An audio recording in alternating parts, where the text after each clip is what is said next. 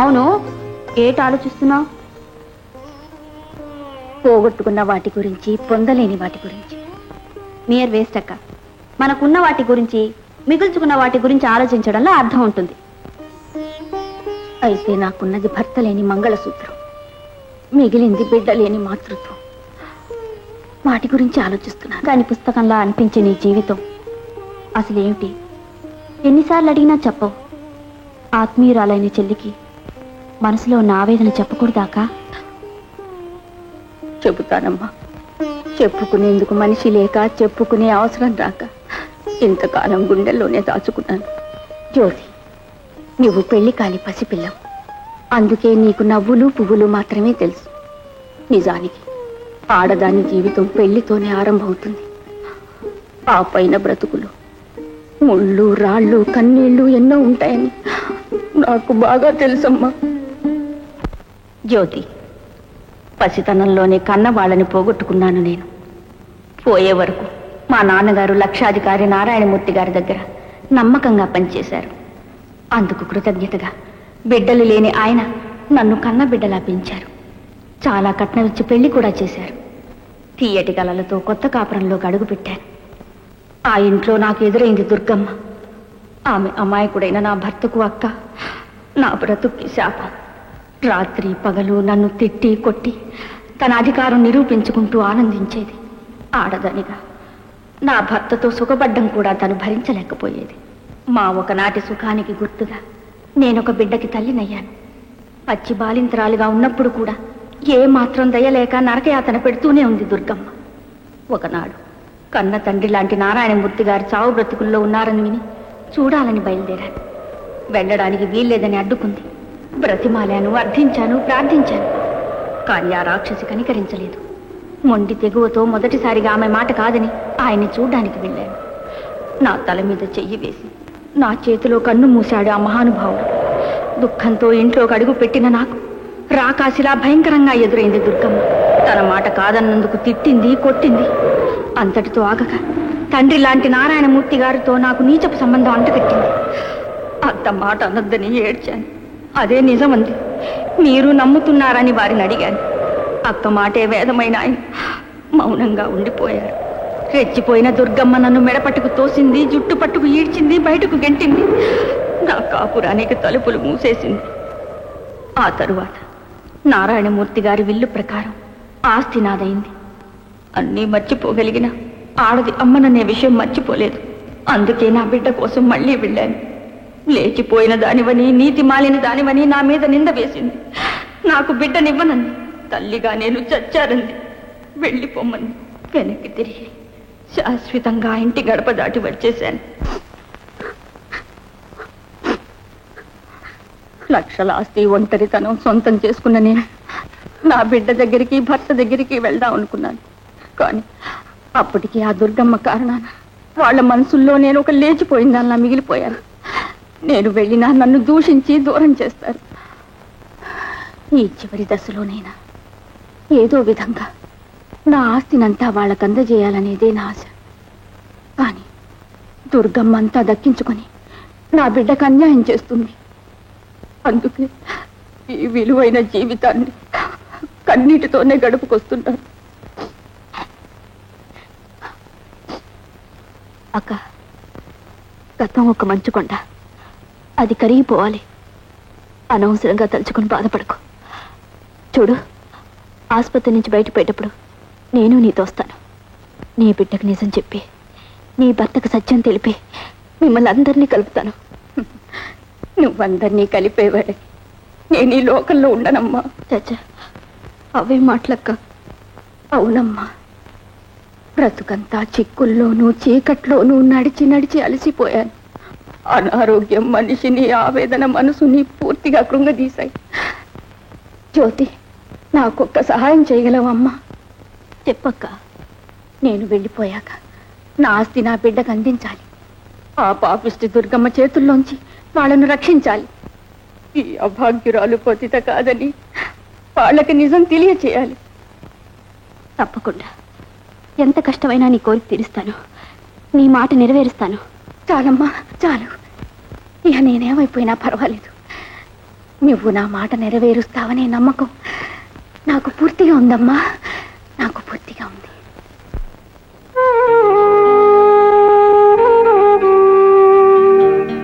స్వామి, మా విశాలక్క జబ్బు త్వరగా తగ్గించు. తను మళ్ళీ తన వాళ్ళతో కళకళలాడుతూ కాపురం చెయ్యాలని, తన బ్రతుకు చల్లగా సాగాలన్నదే నా ఆశ. నో ప్రకాష్, నేను నమ్మలేను. రిపోర్ట్స్ లో ఏమైనా పొరపాటు ఉందేమో రిఫర్ చేయండి, లేదా మరో పేషెంట్ దెబ్బతైనా. లేదు డాక్టర్, రిపోర్ట్స్ లో పొరపాటు ఏమీ లేదు. పేషెంట్ జ్యోతికి గల వ్యాధి బ్లడ్ క్యాన్సర్. ఇందులో ఎలాంటి అనుమానమూ లేదు. అల్లరిగా, అలజడిగా, సరదాగా, సందడిగా పరుగులు తీసే పసిపిల్లకి బ్లడ్ క్యాన్సర్ అంటే జ్యోతి 6 మాసాల కంటే బ్రతకడం అసాధ్యం. నాకు తెలుసు ప్రకాష్, ఆ వ్యాధికి మందు లేదని. ఆమెను 6 మాసాల కన్నా ఎక్కువ కాలం బ్రతికించలేమని తెలుసు.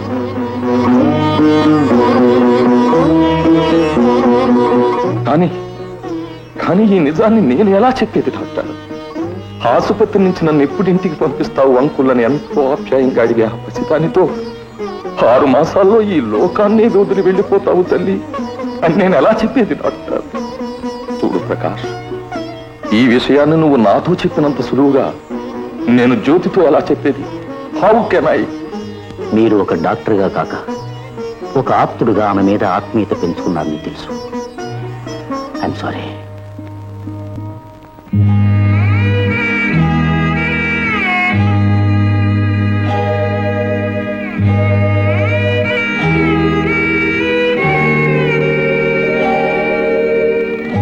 డాక్టర్, విశాల్ గారి పరిస్థితి చాలా సీరియస్ గా ఉంది. అలాగా? పద.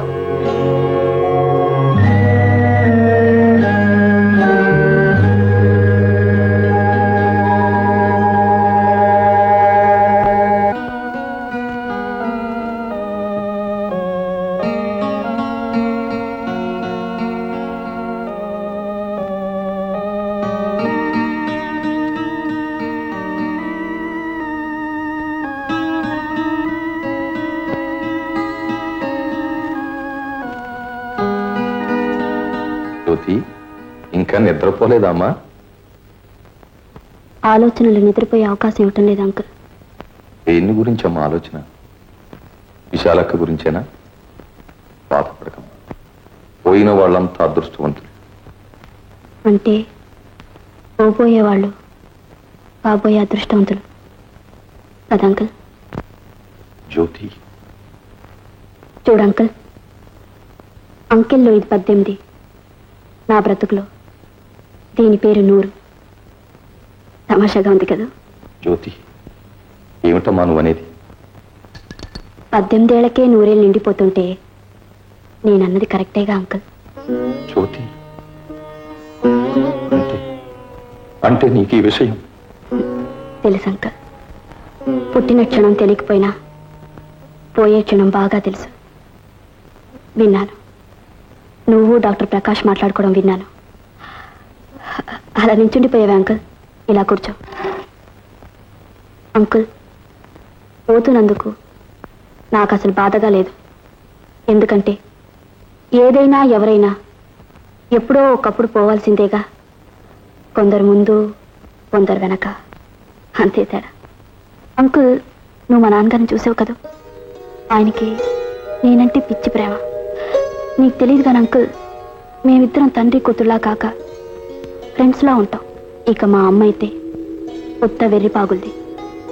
నేను లేకపోతే ఒక పని చేసుకోలేదు.